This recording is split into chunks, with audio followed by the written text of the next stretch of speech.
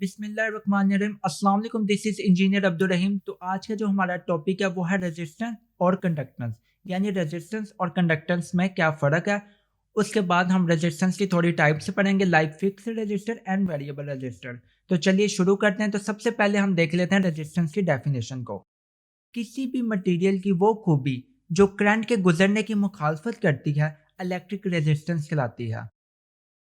अब ये करंट के गुजरने की मुखालफत किस तरह होती है, इसको हम डिटेल से देखते हैं। जैसा कि हम जानते हैं, flow of electrons is called electric current, यानी आज़ाद इलेक्ट्रॉन के बहाव की शरह को इलेक्ट्रिक करंट कहते हैं।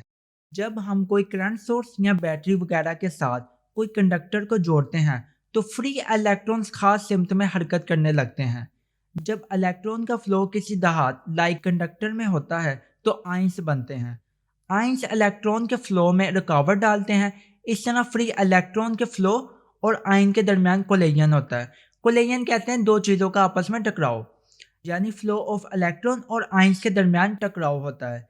इस टकराव से इलेक्ट्रॉन की स्पीड कम हो जाती है और हीट पैदा होती है। इस असर से करंट के फ्लो में कमी आ जाती है। इस तरह हमें पता चलता है कि मटेरियल करंट के फ्लो में मज़ाहमत या रेजिस्टेंस पेश करता है। रेजिस्टेंस को आर से जाहिर करते हैं और R is equal to rho L over A.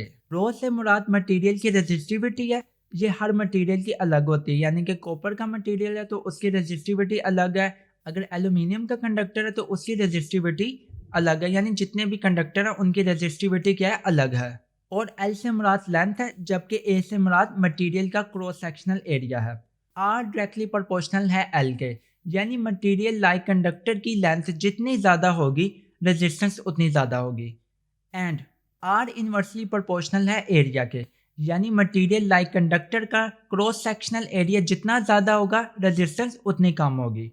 Resistance का जो यूनिट है वो है ओहम, और ओहम की डेफिनेशन ये है कि अगर किसी सर्किट को 1 वोल्ट पोटेंशियल डिफरेंस यानी वोल्टेज देने से इसमें 1 एम्पेयर करंट गुजरे तो इस सर्किट की रेजिस्टेंस 1 ओहम होगी। रेजिस्टेंस की मनरजा झेल इकसाम है। First is fix register and second is variable resistor. Fix register ये ऐसी रजिस्टर होती है जिसकी वैल्यू फिक्स होती है, यानी इसकी वैल्यू को हम तब्दील नहीं कर सकते।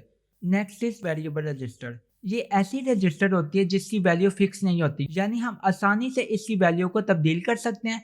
इसकी सबसे बड़ी मिसाल है फैन रेगुलेटर, जो कि हमारे घरों वगैरह में लगा होता है। जब हम इसको हाथ की मदद से घुमाते हैं तो इसकी वैल्यू को आसानी से कम या ज़्यादा करके फैन की स्पीड को हम कम या ज़्यादा कर सकते हैं।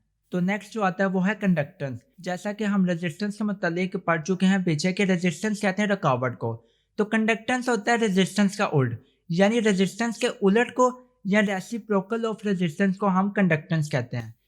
यानी किसी मटेरियल की करंट गुजारने की सलाहियत कंडक्टेंस कहलाती है, या किसी मटेरियल की वो खूबी जो करंट के गुजरने में आसानी पैदा करती है कंडक्टेंस कहलाती है।